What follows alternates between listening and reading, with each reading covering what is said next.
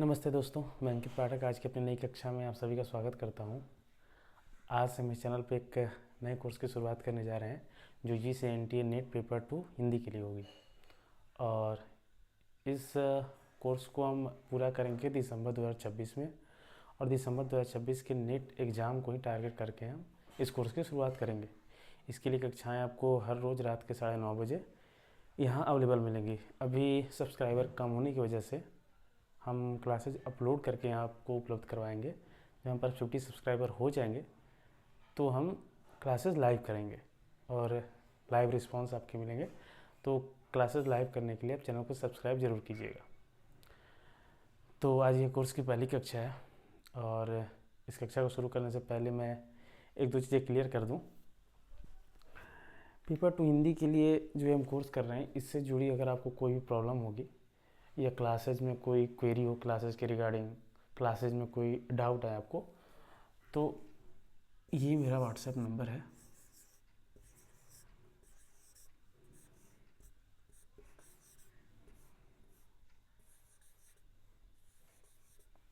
Eight eight 92751133। इस number पर आप व्हाट्सएप मैसेज कर सकते हैं और समय मिलते ही मैं आपके किसी भी सवाल का यथोचित उत्तर ज़रूर दूंगा।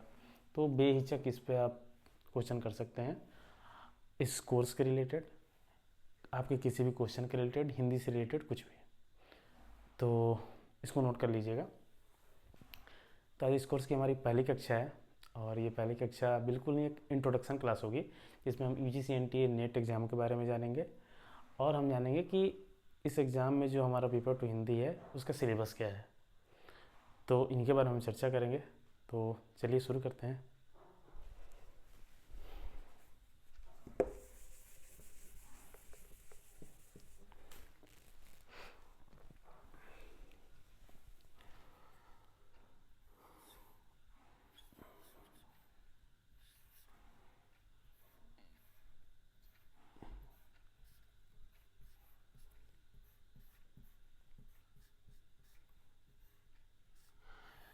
UGC NTA नेट, काफ़ी बार ये वर्ड सुना होगा आपने और आप परिचित भी होंगे आप में से काफ़ी लोग।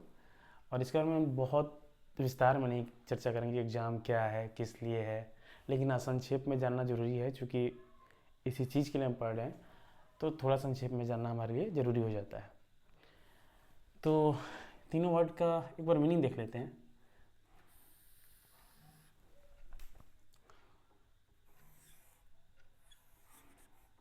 UGC university grant commission.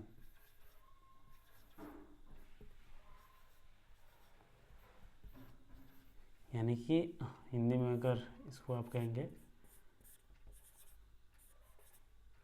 विश्वविद्यालय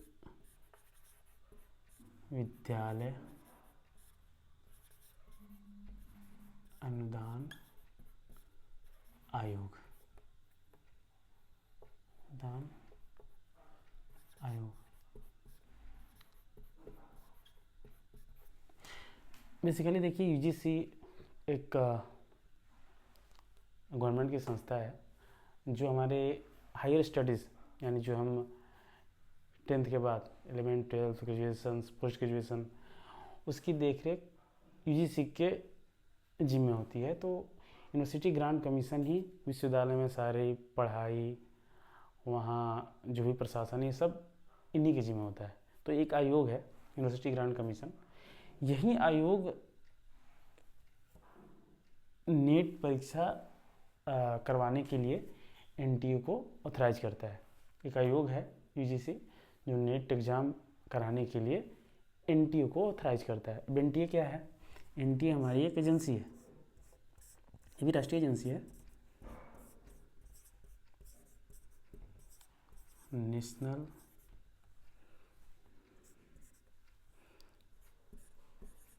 टेस्टिंग एजेंसी। ठीक है, ये NTA है, एक एजेंसी है जो यही नहीं, नेट एग्ज़ाम ही नहीं, वो बहुत सारे एग्ज़ाम कंडक्ट करवाती है, लेकिन हम इस परिप्रेक्ष्य में इसको देख रहे हैं कि नेट एग्ज़ाम भी हमारा एनटीए ही ऑर्गेनाइज करवाती है।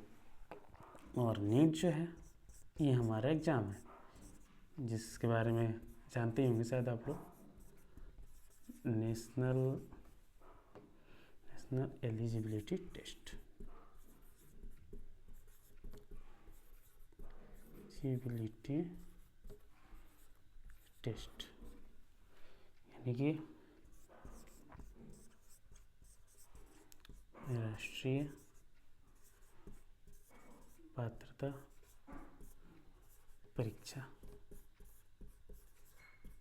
तो समझ गए आप, यूजीसी एनटीए नेट जो हम बार बार बोलते रहते हैं उसका मीनिंग क्या है।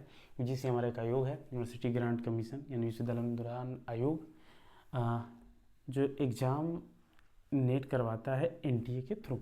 एनटीए हमारी एक एजेंसी है, इसी के थ्रू नेट का एग्ज़ाम कंडक्ट करवाया जाता है। अब नेट एग्ज़ाम हम किस लिए करें, मतलब किस लिए हम इस एग्ज़ाम में बैठें, क्या फ़ायदे हैं, नेट करने के बाद क्या क्या चीज़ें हो सकती हैं। तो देखिए, आजकल नेट एग्ज़ाम अगर क्वालिफाई आप करते हैं तो तीन चीज़ों के लिए आप नेट एग्ज़ाम दे सकते हैं। नेट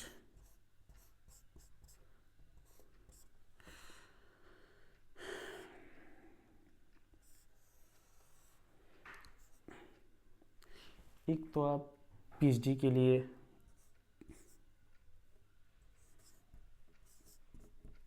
पीएचडी ओनली, यानी ये सबसे मिनिमम क्राइटेरिया है। नेट में सबसे कम कट ऑफ हो जाता है पीएचडी ओनली वालों के लिए, यानी कि आप किसी भी यूनिवर्सिटी में, कॉलेज में पीएचडी में एडमिशन लेने के लिए आप वैलिड हो जाते हैं कि आप जाके एडमिशन ले सकते हैं। तो पीएचडी ओनली सबसे मिनिमम क्राइटेरिया इसका। उसके बाद आपका net,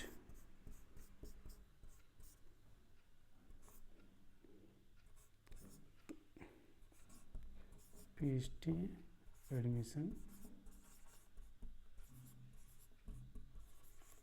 plus assistant professor.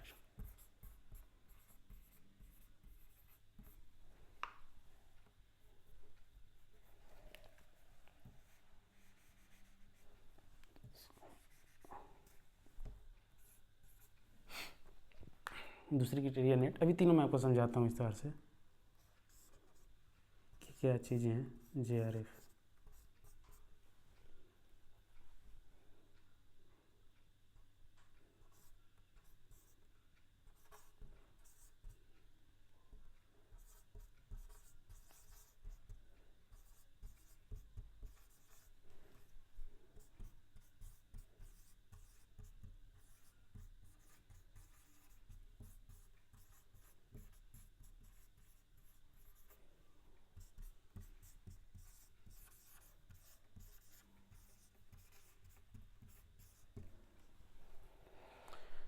Net करने के बाद तीन तरह की एलिजिबिलिटियाँ मिलती है।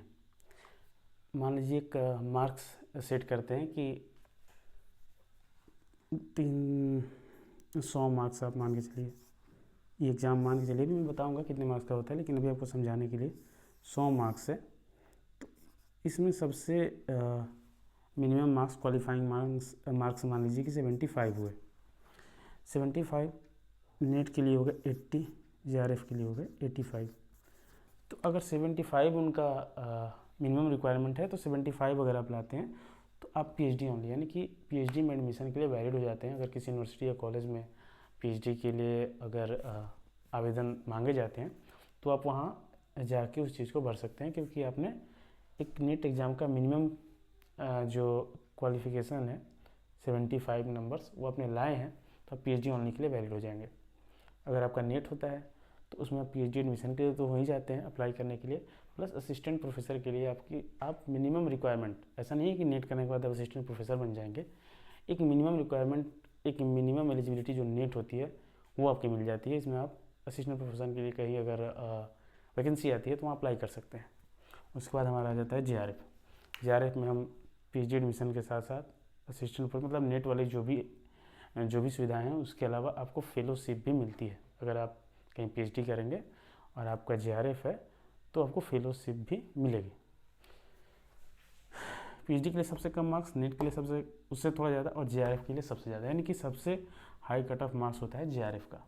लेकिन ये ना सोचिएगा कि तीनों के लिए अलग एग्ज़ाम होता है, एग्ज़ाम एक ही होगा, उसी में ये तीनों क्राइटेरिया डिसाइड की जाती हैं कि आप किस कैटेगरी में आ रहे हैं। तो ये होगा कि नेट एग्ज़ाम हम किस लिए दें। अब नेट एग्ज़ाम के पैटर्न के बारे में थोड़ा बात कर लेते हैं।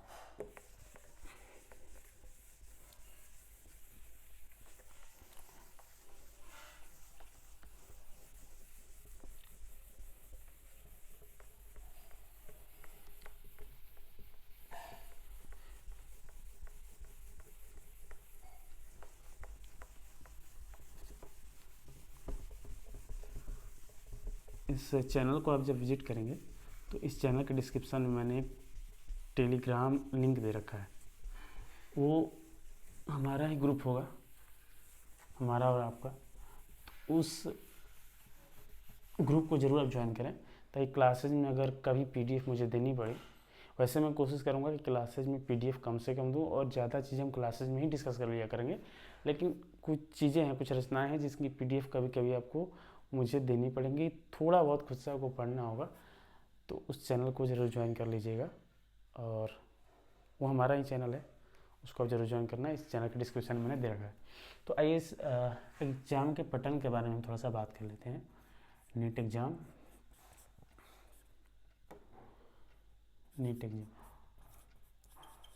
इसमें देखिए 2 पेपर होते हैं।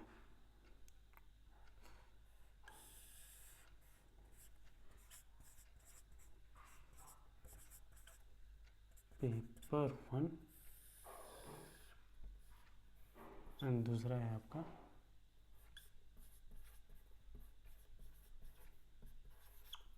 पेपर 2। पेपर 1 क्या है, इसमें 50 क्वेश्चंस होते हैं।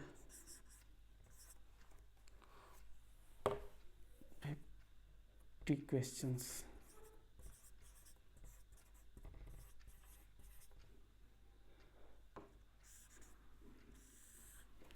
और इसमें आपके होते हैं 100 क्वेश्चंस।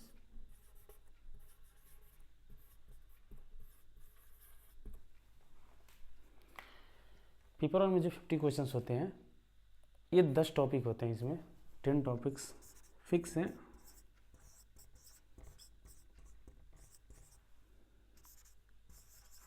कॉमन फॉर ऑल, यानी कि पेपर 1 और पेपर 1 सबके लिए होना ही होना है और 10 टॉपिक से सभी के लिए सेम होते हैं। पेपर 2 जो होता है ये हमारा चॉइस का होता है, ये अलग अलग हो सकता है। लेकिन जो पेपर 1 होता है ये सबके लिए कॉमन है, इसको देना ही देना है और इसके लिए टॉपिक्स सबके लिए सेम है। तो पेपर 1 के बारे में थोड़ा सा ब्रीफ में देख लेते हैं। 10 टॉपिक्स होते हैं, ज़्यादातर टॉपिक जो आप शुरू से पढ़ते हैं, जैसे maths, reasoning, comprehension, data interpretation, कुछ पर्यावरण के बारे में कुछ क्वेश्चंस, कंप्यूटर्स के बारे में। तो कुछ तो क्वेश्चंस और कुछ टॉपिक्स इसके ऐसे हैं जो हम शुरू से पढ़ते हैं, उन्हीं से रिलेटेड रहते हैं। और कुछ टॉपिक्स इनके ऐसे हैं जैसे रिसर्च एप्टीट्यूड, टीचिंग एप्टीट्यूड, जो शायद हमने अभी तक, जैसे आप नॉर्मल जो पढ़ते हैं 1 से लेकर 12 तक, उसमें आपको चीज़ें नहीं मिली होंगी। तो 2-3 टॉपिक्स ऐसे हैं जो बिल्कुल ही आपके लिए थोड़े नए होंगे। लेकिन हाँ, इतना ज़रूर है कि उसके जो बाकी टॉपिक्स हैं उसको कभी ना कभी आपने अभी तक पढ़ा होगा। तो ये एक कॉमन फॉर ऑल पेपर है और इसके लिए क्लासेज आपको नॉर्मल क्लासेज यूट्यूब पे भी मिल जाएंगी, बुक भी आप रेफ़र कर सकते हैं। और हमारे चैनल पे अभी पेपर 1 के लिए किसी कोर्स की शुरुआत तो नहीं हो रही है, और ऐसा कुछ होगा तो मैं आपको बताऊंगा। लेकिन यही है इसका, 50 क्वेश्चन है, 10 टॉपिक्स रहते हैं, कॉमन फॉर ऑल हैं। और मार्क्स की जहाँ तक बात हो गई तो हर क्वेश्चन के 2 मार्क्स हैं, तो 100 ये हो गए 200 मार्क्स के।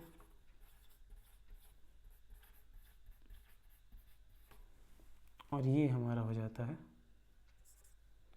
100 मार्क्स। यानी ये जो हमारा एग्ज़ाम होता है, टोटल मार्क्स 300, ठीक है। और टाइम रहता है हमारे पास 3 आवर्स, यानी 180 मिनट्स। 180 मिनट में आपको 150 क्वेश्चंस करने होते हैं। यही हमारा नेट का पेपर रहता है। अभी यही पैटर्न है, अब तक यही पैटर्न है। अभी अब काफ़ी दिनों से है, तो अभी तो चेंज होने की भी कोई गुंजाइश नहीं लगती है। तो ये हमारा हो गया यूजीसी एनटीए नेट एग्ज़ाम का पैटर्न। ठीक है, पेपर 1 के बारे में बताइए। अब पेपर टू जो होता है हमारा अलग अलग होता है। मतलब काफ़ी सब्जेक्ट है इसमें, आप कोई भी सब्जेक्ट चॉइस कर सकते हैं। बेसिकली इसके बारे में आपने पढ़ा हो, जिसके बारे में आपने एमए किया हो, बीए किया हो, शुरू से पढ़ते आ रहे हैं, जिस सब्जेक्ट में आपकी रुचि हो, जो आपको पढ़ाना अच्छा लगे। क्योंकि नेट है तो एक एलिजिबिलिटी टेस्ट ही, यानी कहीं ना कहीं आप जाके कोई टीचिंग, बेसिकली टीचिंग ही करेंगे। तो जिस पेपर में आपका चॉइस हो, जो आप शुरू से पढ़ते आए हो और जिसे आपको पढ़ाना अच्छा लगे, और जिसमें आपने अभी तक एमए किया है, सारी तैयारियाँ की हैं, तो उस हिसाब से पेपर 2 हमें सेलेक्ट करना होता है। तो यही पेपर 2 हिंदी हमारा, जिसके लिए हम आज से क्लासेस शुरू किए हैं। तो अब पेपर 2 के बारे में विस्तार से जानेंगे कि पेपर 2 हिंदी में क्या क्या चीज़ें हमें पढ़नी है और कैसे कैसे पढ़नी है।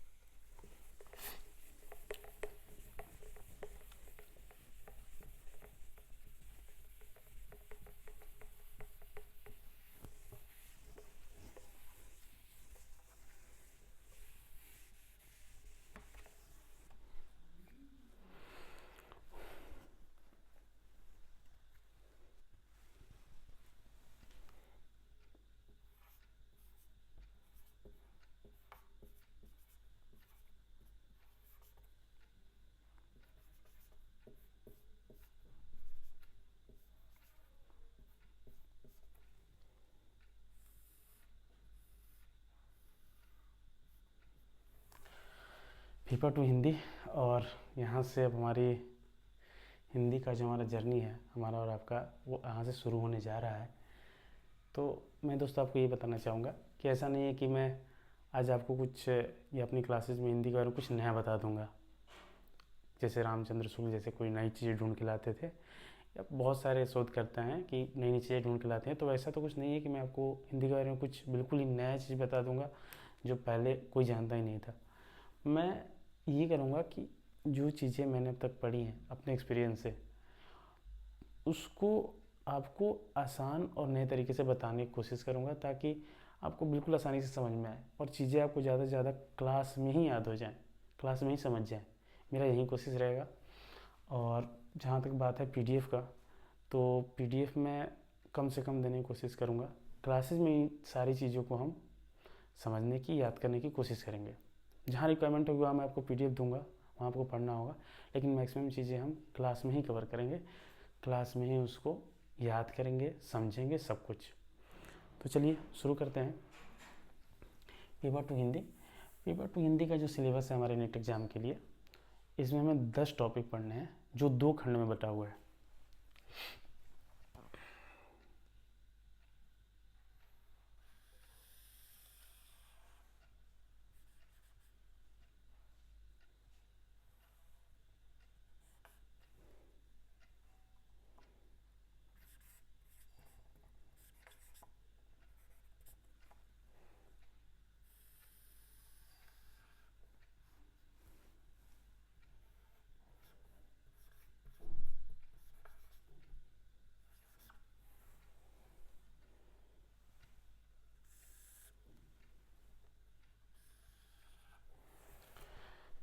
तो देखिए 2 खंड में है ये। हिंदी में टोटल हमारी 10 इकाई है,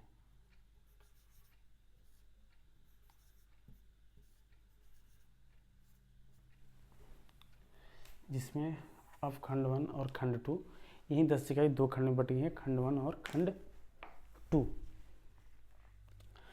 खंड 1 का नाम है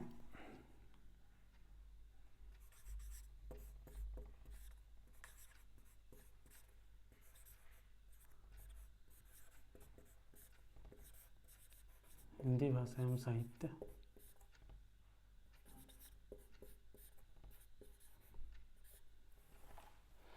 और जो हमारा खंड 2 है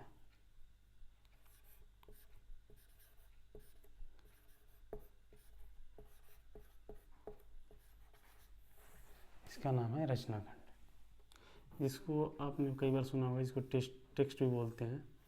ये हमारा रचना खंड है जिसमें बहुत सारी रचनाएं लगी हुई हैं। और ये हमारा खंड 1 है,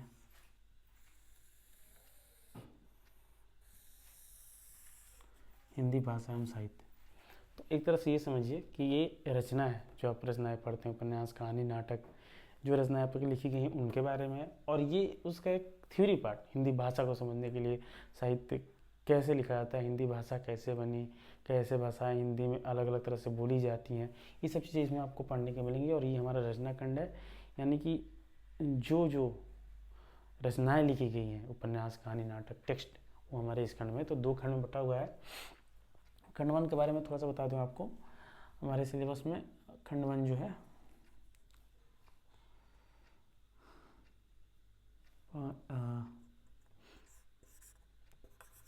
4 इकाई, सॉरी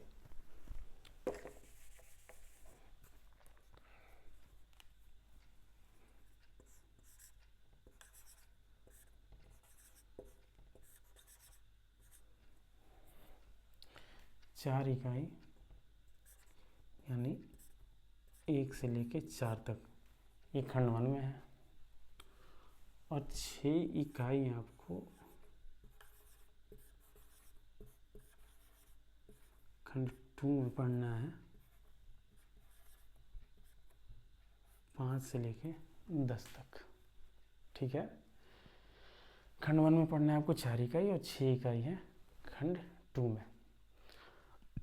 अब 1 से 4 इकाइयाँ कौन कौन सी हैं और 5 से 10 इकाई कौन कौन सी है, इस चीज़ को हम देखेंगे। तो पहले खंड 1 की बात करते हैं।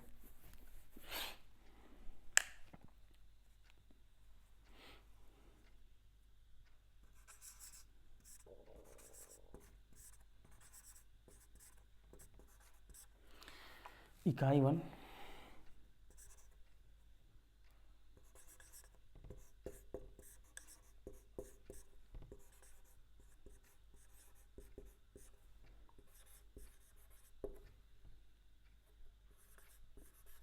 हिंदी भाषा एवं उसका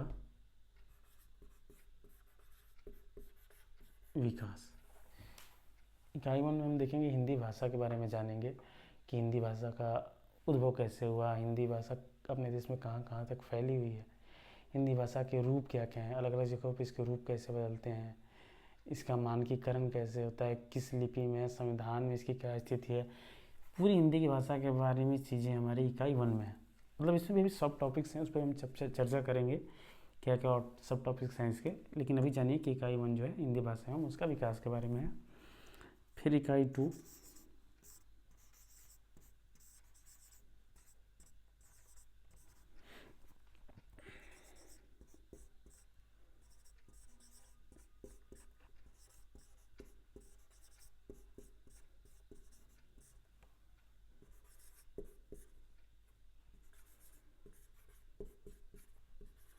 हिंदी साहित्य का इतिहास एवं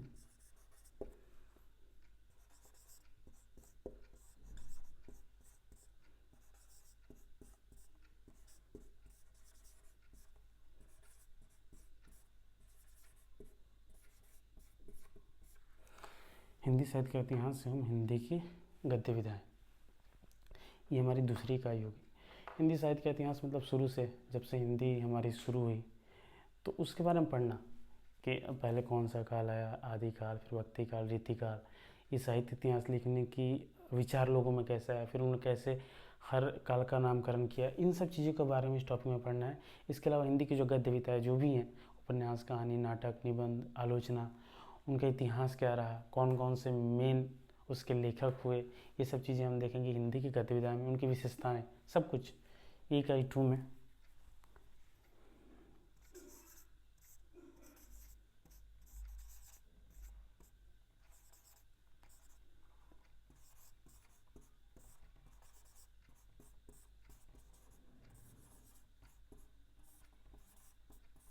इकाई 3 रहेगा हमारा साहित्य शास्त्र।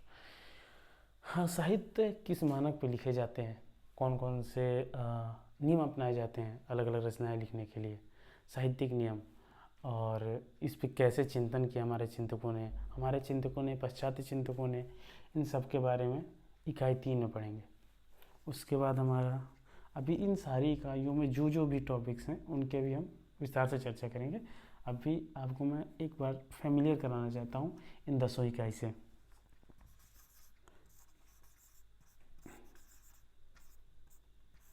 इकाई 4,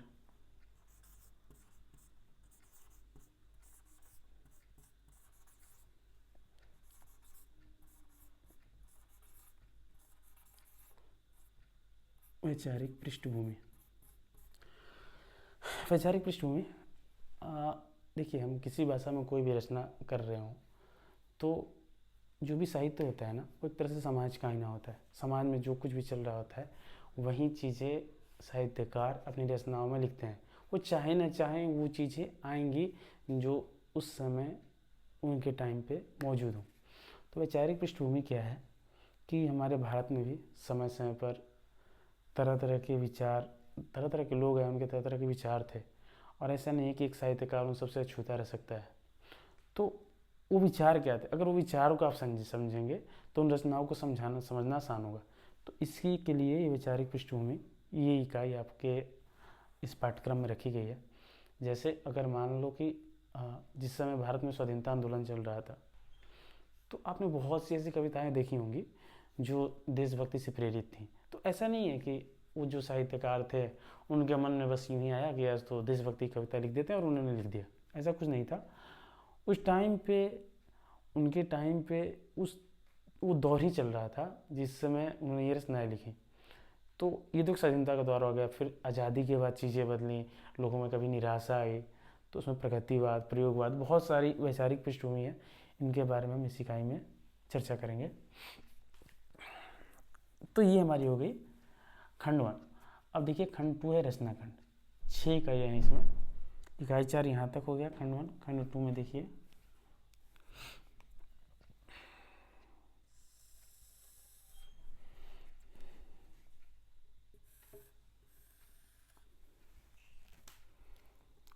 इकाई 5,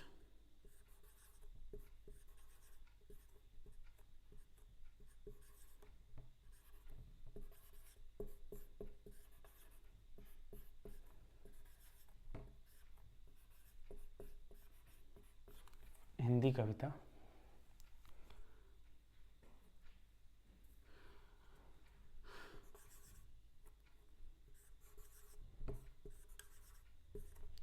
इकाई 6, उपन्यास।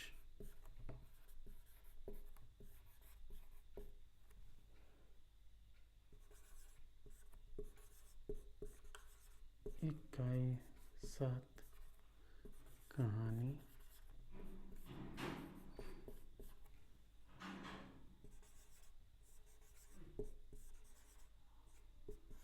इकाई 8, नाटक।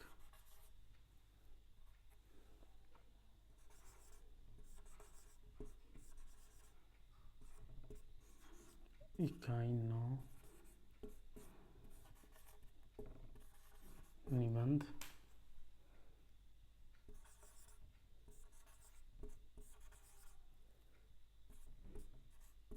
इकाई 10,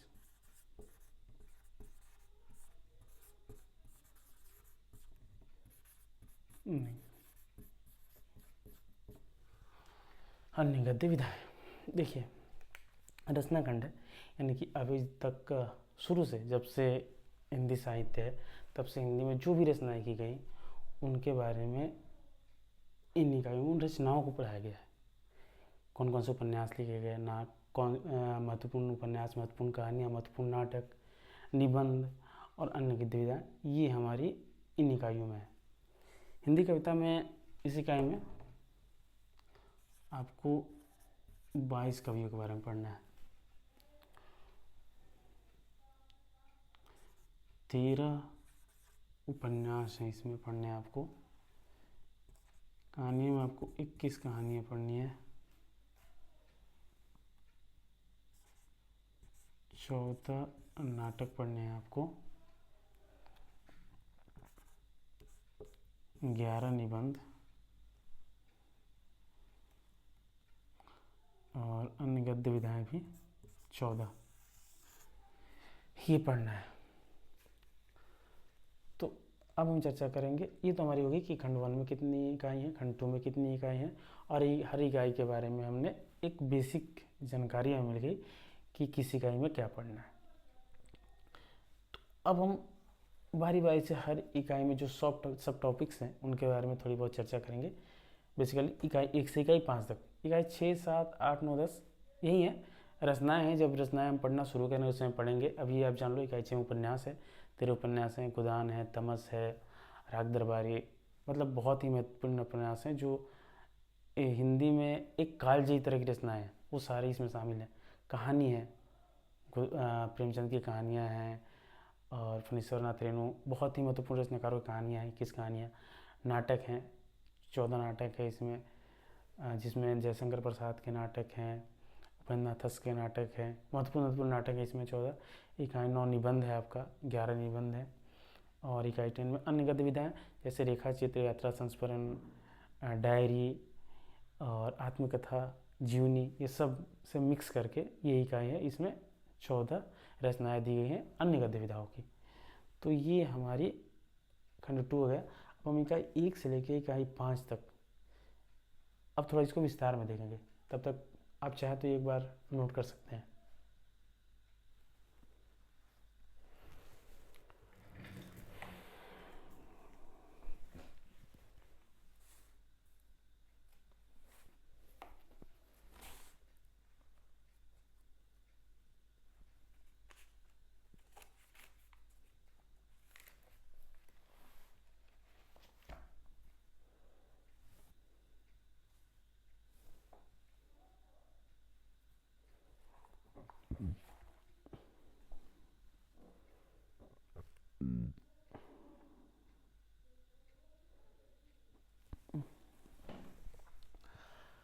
ठीक है दोस्तों, तो अब हम पढ़ेंगे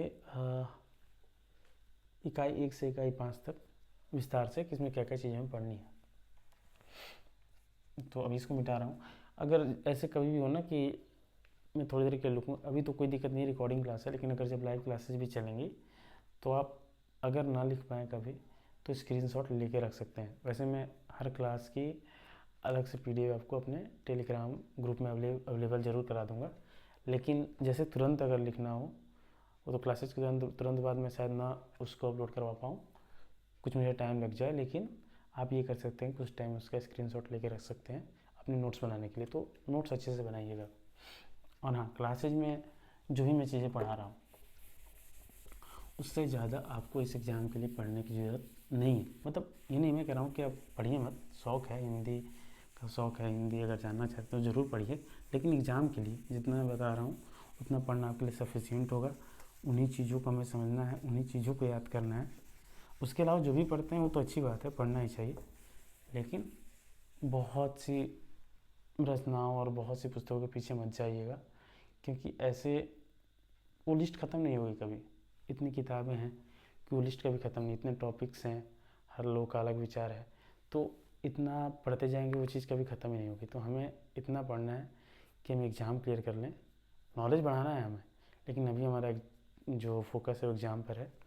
तो यही कीजिएगा, जो मैं क्लास में बताते जाऊँगा उतना बस आप करते जाइएगा।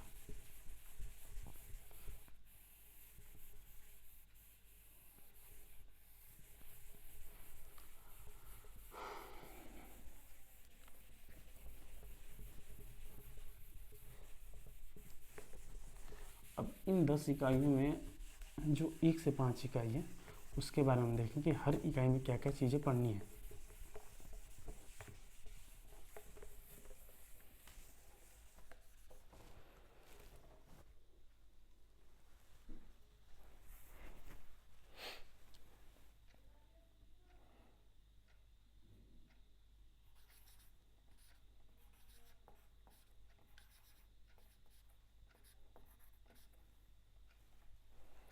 इकाई 1,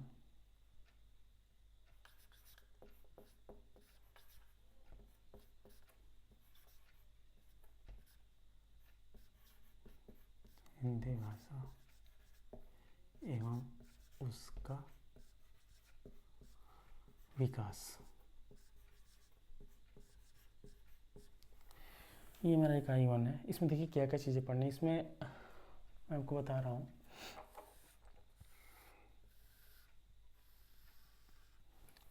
कुल 6 टॉपिक्स पढ़ने हैं हमें।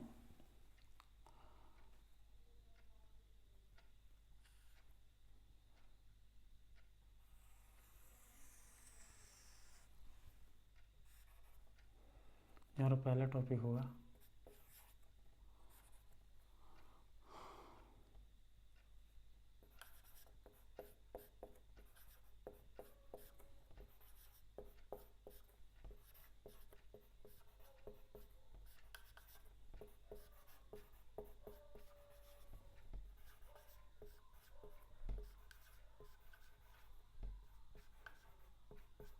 देखिए, मैं सिलेबस आपको इसलिए समझा रहा हूँ, सारे हम चीज़ें पढ़ेंगे, लेकिन एक बार ये बताना चाहता हूँ कि इस एग्ज़ाम में हिंदी के लिए आपको क्या क्या चीज़ें पढ़नी है, और इस तरह से प्लान करके इसका सिलेबस बनाया गया है कि आपको हिंदी के बारे में एक अच्छा ज्ञान हो जाएगा, एक अच्छी नॉलेज हो जाएगी, और आप अपने आप पे विश्वास कर पाएंगे। इतनी चीज़ें आप हिंदी के बारे में जान जाएंगे, इतना सोच समझ के इसका सिलेबस तैयार किया गया है। तो देखिए, पहली का हिंदी भाषा में इसका विकास। उसमें पहला टॉपिक रहेगा आपका हिंदी की ऐतिहासिक पृष्ठभूमि। ऐतिहासिक पृष्ठभूमि मतलब हिंदी कैसे है। ऐसा तो नहीं कि हिंदी जो हम आज बोल रहे हैं वो अचानक से ऐसे ही लोग बोलने लगे होंगे, बहुत सारी भाषाएं आई थी, उनसे फिर कैसे कैसे विकास हुआ, वो सब चीज़ें, और विकास होते होते अब हिंदी आई है। तो उन सब चीज़ों को, उसके पूरे इतिहास के बारे में हम जानेंगे। ऐतिहासिक पृष्ठभूमि, ऐतिहासिक प्राचीन प्राचीन में पहले इसमें देखिए जैसे क्या क्या आपके टॉपिक आ जाएंगे। प्राचीन भारतीय आर्य भाषाएँ, यानी सबसे पहले भारत में कौन सी आर्य भाषाएँ बोली जाती थी। संस्कृत, तो हिंदी अचानक तो आई नहीं, तो उसके इतिहास के बारे में हमें जानना होगा। प्राचीन भारतीय आर्य भाषाएँ, उसके बाद मध्यकालीन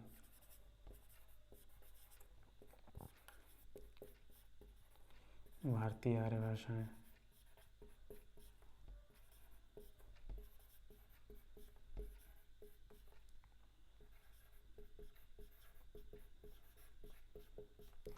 फिर आपकी आधुनिक भारतीय आर्य भाषाएँ,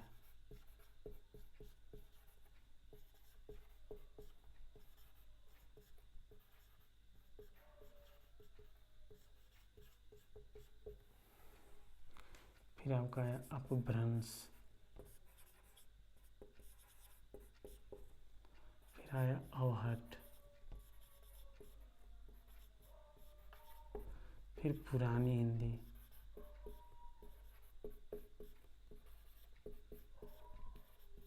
तो यानी कि हिंदी का जैसे जैसे विकास हुआ किस क्रम में, वो पूरी चीज़ें आप पढ़ेंगे इक्यावन के इस टॉपिक हिंदी की ऐतिहासिक पृष्ठभूमि में। ठीक है। उसके बाद हमारा इसमें दूसरा टॉपिक आता है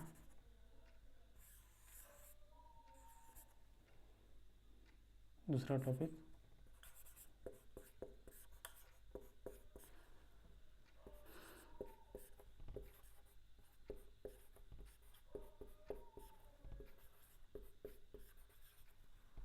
हिंदी का भौगोलिक विस्तार।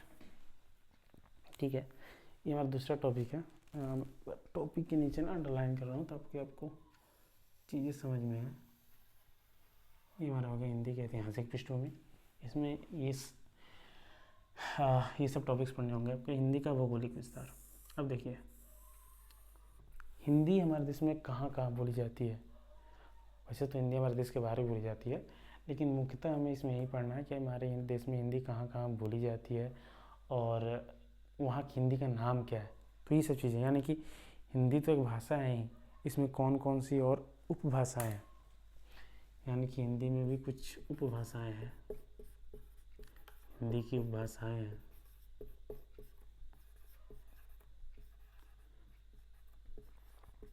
मुख्यतः 5 हैं, उनके बारे में आपको पढ़ना है।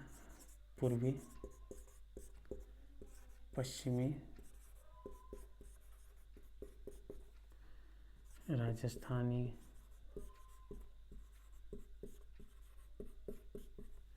बिहारी,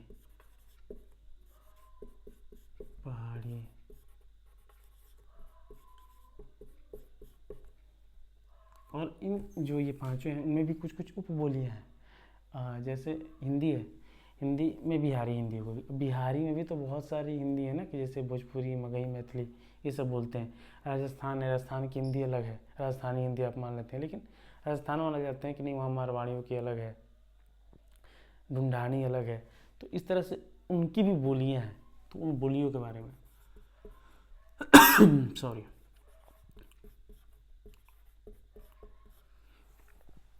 एक मिनट।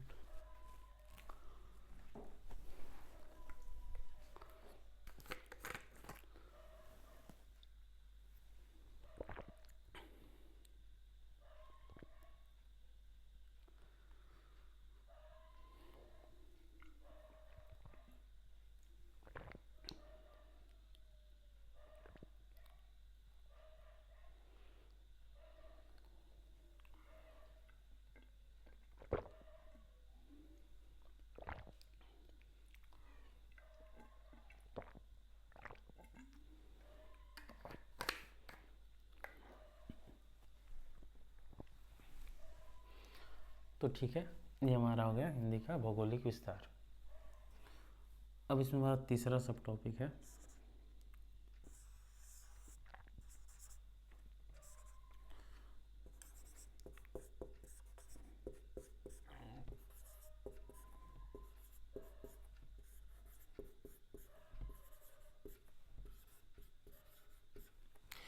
हिंदी के विविध रूप।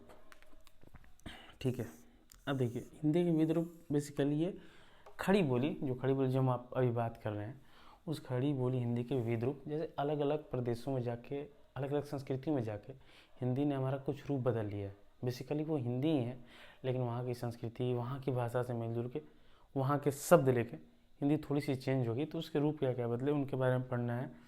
जैसे आपने उर्दू, दक्षिणी,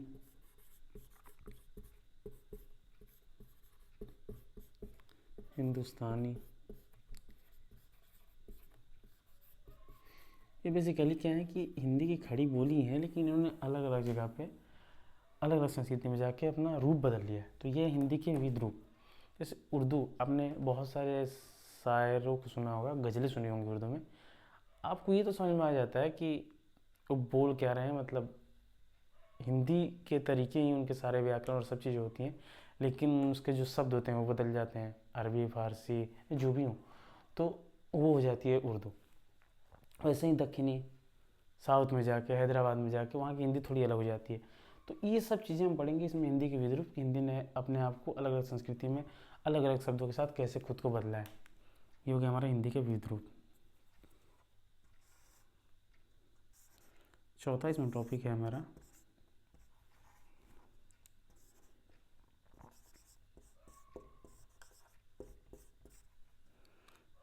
हिंदी का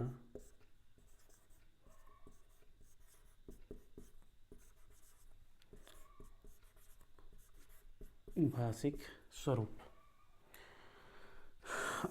बेसिकली ये हिंदी व्याकरण जो है इसका टॉपिक है। इसमें आप सारी चीज़ें, ध्वनियाँ क्या हैं, संज्ञा, सर्वनाम, लिंग, कारक, संधि, हर चीज़ जो आप पहले से हिंदी व्याकरण जो पढ़ते आए ना, ये सारी चीज़ें आपको इस टॉपिक में मिल जाएंगी। तो समझने के लिए बस ये जान जाइए आप कि ये मूलतः हिंदी व्याकरण का एक टॉपिक है।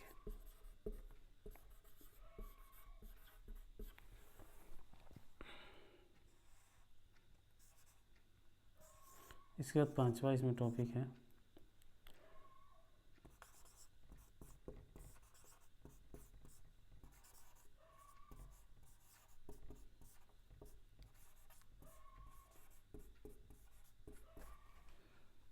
हिंदी भाषा प्रयोग के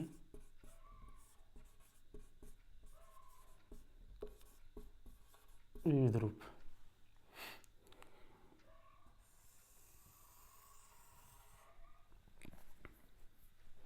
हिंदी भाषा प्रयोग, एक देखिए हिंदी का विविध रूप था, ये हिंदी भाषा प्रयोग का विविध रूप।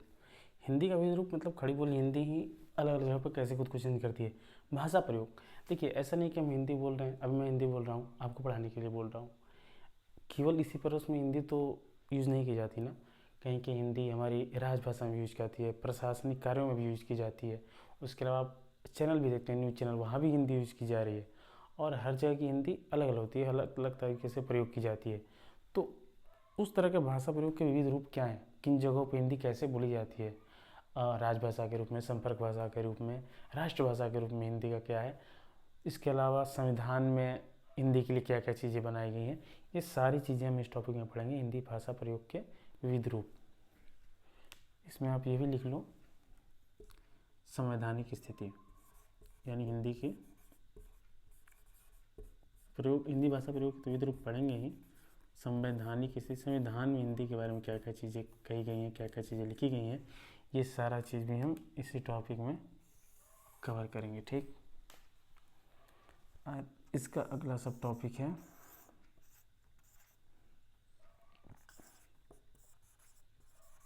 देवनागरी लिपि। तो महत्वपूर्ण है, अब हिंदी लिखी तो जाती है देवनागरी लिपि में ही, तो उस लिपि के बारे में तो जानना होगा। जिस भाषा को हम जान रहे हैं, इसके बारे में पढ़ने जा रहे हैं, वो भाषा किस लिपि में लिखी जाती है उसको भी तो जानना है। तो इसका छठा सब टॉपिक देवनागरी लिपि के बारे में, देवनागरी लिपि के क्या विशेषताएं हैं, देवनागरी लिपि की लिखने के लिए क्या मानकीकरण किए गए हैं। जैसे आप लिखते हैं ना कि कोई भी शब्द, ये सब इस तरीके से, इसमें हर्षई आएगा, इसमें दीर्घई आएगा, इन सब का प्रावधान कैसे किया गया, क्या नियम बनाए गए हैं, ये सब हम इस टॉपिक में पढ़ेंगे। तो ये हमारा इकाई 1 के ये 6 सब टॉपिक्स हो गए। ठीक है, ये आप इनको नोट कर लीजिए और रुक के इसको नोट कर लीजिएगा। चलिए, तो ये हमारा हो गया इकाई 1। अब हम बात करेंगे इकाई 2।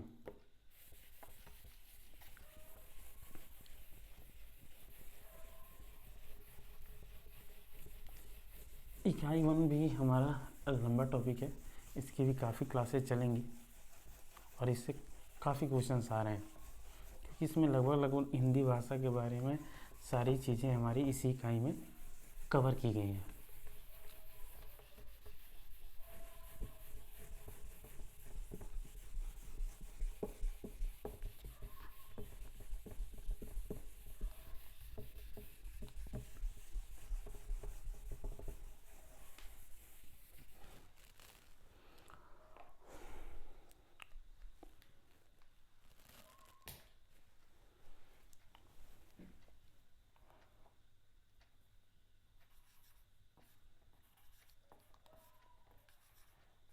इकाई 2,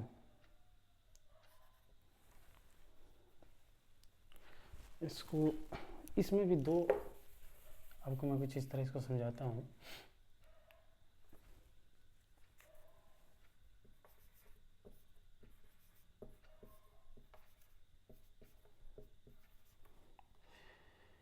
इकाई 2 में 2 टॉपिक्स हो जाते हैं।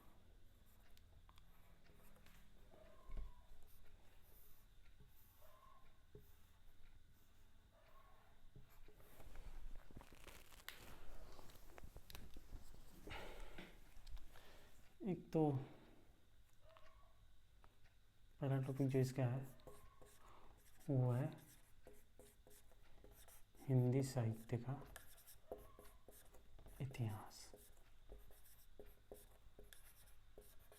ठीक है, इसमें आपको हिंदी साहित्य का पूरा इतिहास पढ़ना है, शुरू से लेके अभी तक जो भी चीज़ें हैं, यानी कि इसमें क्या क्या चीज़ें पढ़ेंगे आप।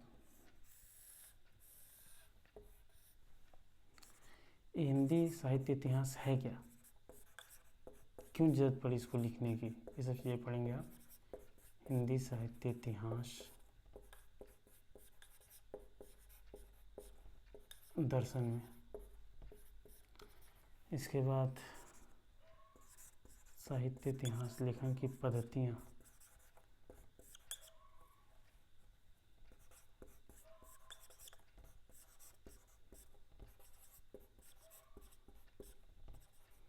लेखन की पद्धतियाँ एवं नामकरण। जो भी अब तक हिंदी साहित्य इतिहास लिखी गई, अलग अलग लेखकों ने अलग अलग पद्धति अपनाई, तो उन पद्धतियों के बारे में देखेंगे, कैसे कैसे इसमें विकास हुआ, नामकरण कैसे किया गया हर काल का, ये हमारा इसमें टॉपिक रहेगा। उसके बाद आदिकाल, जिसमें आप पढ़ेंगे नाथों को, सिद्ध, जैन, इसके अलावा अमीर खुसरो, विद्यापति, ये सारी लोगों की रचनाएं भी आपको आदिकाल में पढ़नी है। उसके बाद हमारा शुरू होगा, इसमें टॉपिक है भक्ति काल।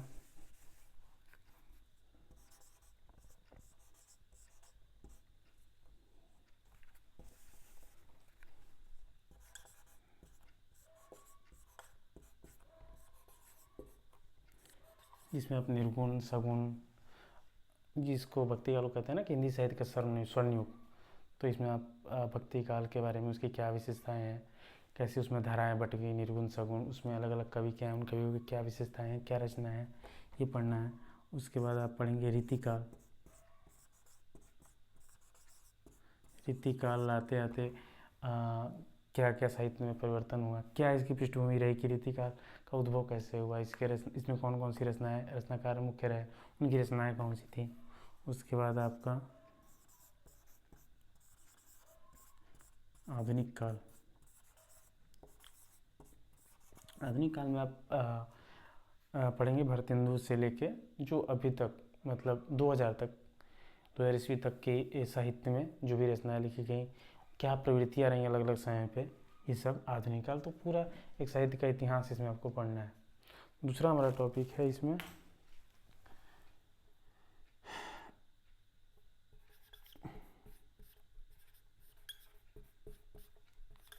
हिंदी साहित्य की गद्य विधाएं। इसमें दूसरा टॉपिक पढ़ेंगे आप। इसमें जैसे अलग अलग गद्य विधाएं, उपन्यास, कहानी, नाटक,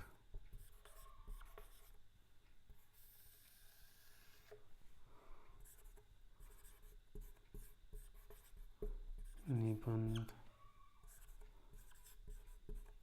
आलोचना,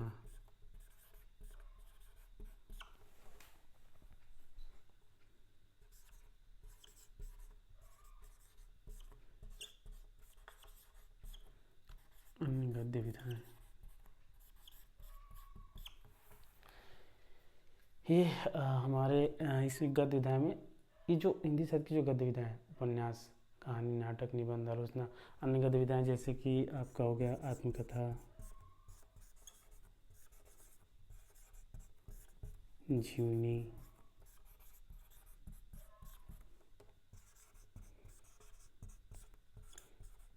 यात्रा संस्मरण, एक फुरताज,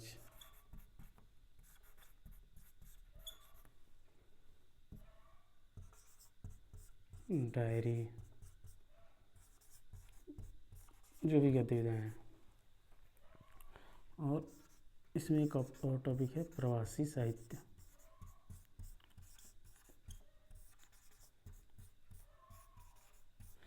यानी ये नहीं कि आपको इसमें उपन्यास रचनाएं पढ़नी, उपन्यास में कि उपन्यास का इतिहास कैसे रहा, कौन कौन से महान उपन्यासकार हुए, उपन्यास के रचनाकारों को हम कैसे बांटेंगे, कुछ महत्वपूर्ण उपन्यासकारों की रचनाओं को पढ़ना पड़ेगा, उन्हें याद करना है।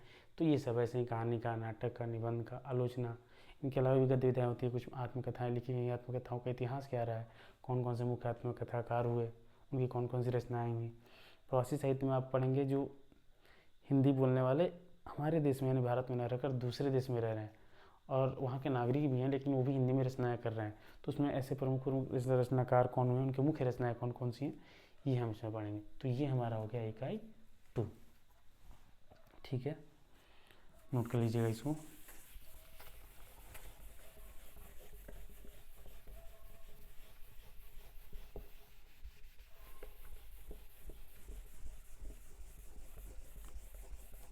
ये इकाई भी हमारी बहुत महत्वपूर्ण है और इसका टॉपिक हिंदी साहित्य का इतिहास तो जानते ही होंगे। रामचंद्र शुक्ल की पुस्तक जो है, उनकी पुस्तक का ही नाम है हिंदी साहित्य का इतिहास। तो समझिए बहुत सारे लेखकों ने लिखी है हिंदी साहित्य का इतिहास, तो वो पढ़ना है आपको पूरे हिंदी साहित्य को, और इससे क्वेश्चंस भी काफ़ी आते हैं। अब ये हमारा नेक्स्ट टॉपिक है इकाई 3 हमारा जो है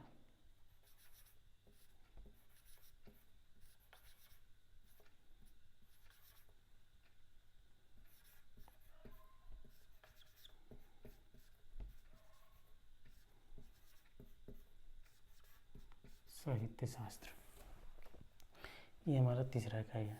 ये इकाई बेसिकली इसमें यही टॉपिक्स हैं कि जो भी रचनाएं लिखी गई हैं उनका मूल्यांकन, या वो रचनाएं किस सिद्धांत पर लिखी गई और लिखने के बाद उनका मूल्यांकन, रचनाएं क्यों उपयोगी हैं, क्या क्या अलग अलग सिद्धांत है रचनाओं को लिखने का, ये सारा चीज़ हमें इकाई 3 में पढ़ना है। इसमें भी हमारे 2 टॉपिक्स हो जाते हैं।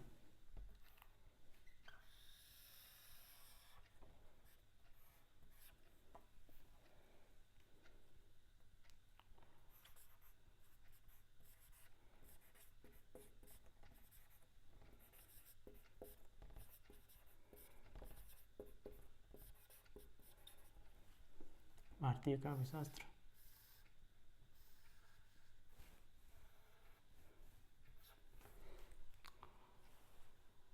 और हमारा दूसरा टॉपिक हो जाता है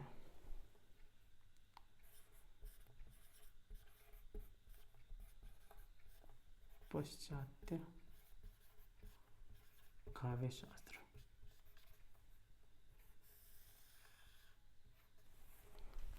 इसको भी मैं अलग कर से लिख देता हूँ।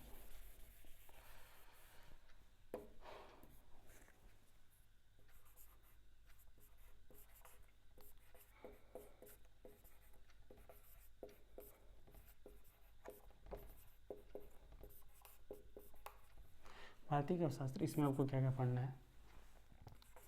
जो भी हम देखते हैं कि काव्य लिखे जा रहे हैं, तो काव्य हेतु क्या है, काव्य लक्षण,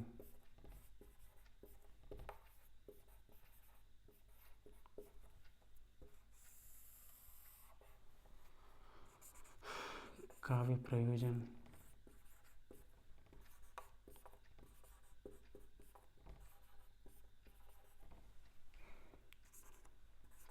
रस निष्पत्ति। अभी आपको ये चीज़ें, ये वर्ड्स थोड़े नए लग रहे हैं, हमने पढ़ा भी नहीं है, तो ऐसा नहीं कि सारी चीज़ों के बारे में आप जानते होंगे। हर चीज़ को, हर टॉपिक को हम पढ़ेंगे, लेकिन मैं जो भी सिलेबस में चीज़ें एक बार आपको बता देना चाहता हूँ।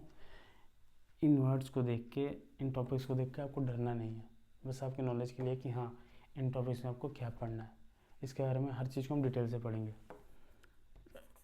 रस निष्पत्ति, साधारणीकरण,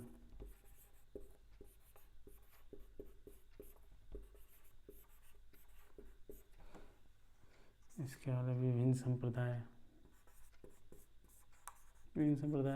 यानी कि भारत में अलग अलग काव्य शास्त्री हुए और उन्होंने अपने अलग अलग संप्रदाय बनाए। संप्रदाय यहाँ पे इसको धर्म या फिर जाति वाले वैसे जुड़ के ना देखिएगा, यानी कि किसने किस काम में किसको महत्व दिया। किसी ने अलंकार को, किसी ने रस को, किसी ने ध्वनि को। ये सब चीज़ें क्या हैं, क्यों महत्व दिया, ये सब चीज़ें आपको पढ़नी होंगी। जैसे कि रस, अलंकार, रीति, ध्वनि, वक्रोक्ति, औचित्य,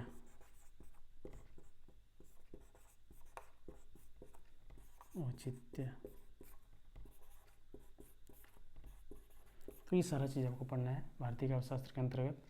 उसके बाद पश्चात काव्य शास्त्र में आपको जो पश्चात विद्वान हुए कुछ, जैसे कि प्लेटो को पढ़ना होगा आपको, अरस्तु, कॉलरिज,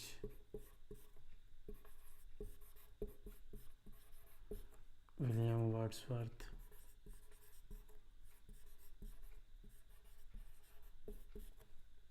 टी.एस. इलियट, रिचर्ड्स, ये सब, इन सब काव्य शास्त्रियों के सिद्धांतों को आपको पढ़ना होगा। उन्होंने कौन कौन से सिद्धांत दिए उनको समझना होगा। इसके अलावा कुछ और सिद्धांत जो पश्चात्य में किए गए, जैसे नई समीक्षा, रूसी रूपवाद, रूस में ये चला था आंदोलन।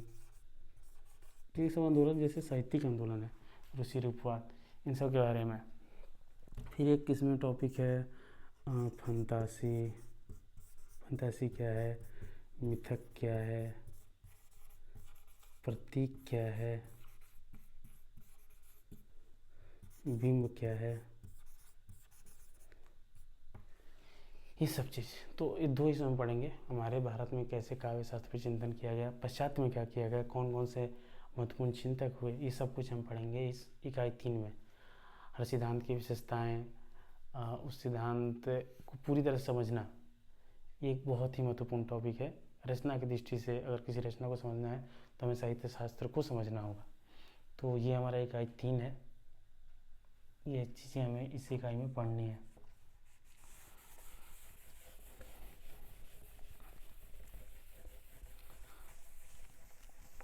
आज की क्लास थोड़ी इंट्रोडक्शन क्लास थी, तो मुझे लग रहा कि अब इससे ज़्यादा करने पे क्लास थोड़ी लंबी हो जाएगी।